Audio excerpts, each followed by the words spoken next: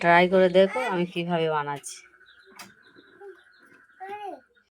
আসসালামু আলাইকুম। আজকে রেসিপি বানাবো ফুলকপির চপ। তা আমি এখানে নিয়ে নিয়েছি বেসন 100 মতো, পরিমাণ মতন হলুদ গুঁড়ো দেবো, লঙ্কার গুঁড়ো দেবো পরিমাণ মতন, লবণ দিয়ে দেবো পরিমাণ মতন, আদা রসুন দিয়ে দেবো পরিমাণ মতন, গোটা জিরে দিয়ে দেবো পরিমাণ মতন।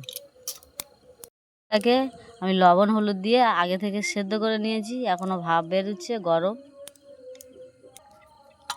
এটা দিয়ে ভালো করে আমি মিক্সড করে নেব। অল্প অল্প করে পানি দিয়ে দেবো, দিয়ে ব্যাটারটাকে আমি ভালো করে গুলিয়ে নেব।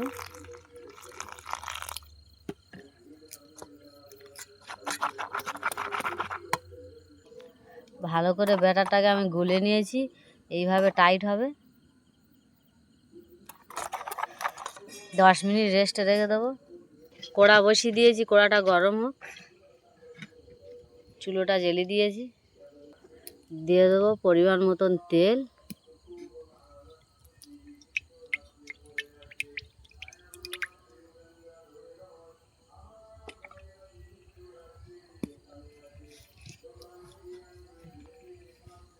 তেলটা গরম হোক।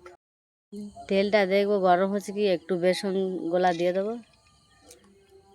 না, সেরকম এখন গরম হয়নি। তেলটা অনেক গরম হয়ে গেছে, একটা একটা ছেড়ে দেবো।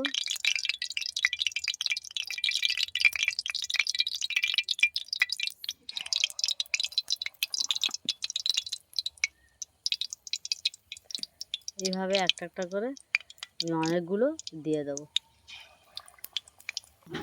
অনেকগুলো দিয়ে দিয়েছি।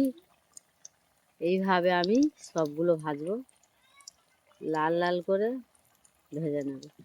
একটু নেড়ে চেড়ে দেবো।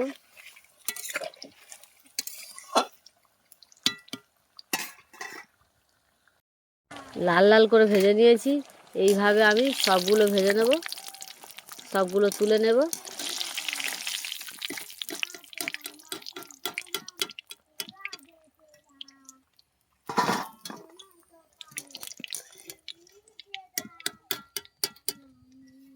আরও যেইগুলো আছে এইগুলো এইভাবে সব ভেজে নেব। Recipe complete. কত সুন্দর হয়েছে। আমি যেইভাবে বানিয়েছি ওইভাবে বানিয়ে ট্রাই করে দেখো, খেতে খুব দারুণ লাগবে। ফুলকপির রেসিপি একটা ফেটিয়েছিও, কত সুন্দর হয়েছে। ফুলকপির রেসিপি এখনও গরম আছে। আমি যেইভাবে বানিয়েছি ওইভাবে বানিয়ে ট্রাই করে দেখো। আর আমার ভিডিওটা দেখে লাইক, কমেন্ট, শেয়ার, সাবস্ক্রাইব করে দেবে।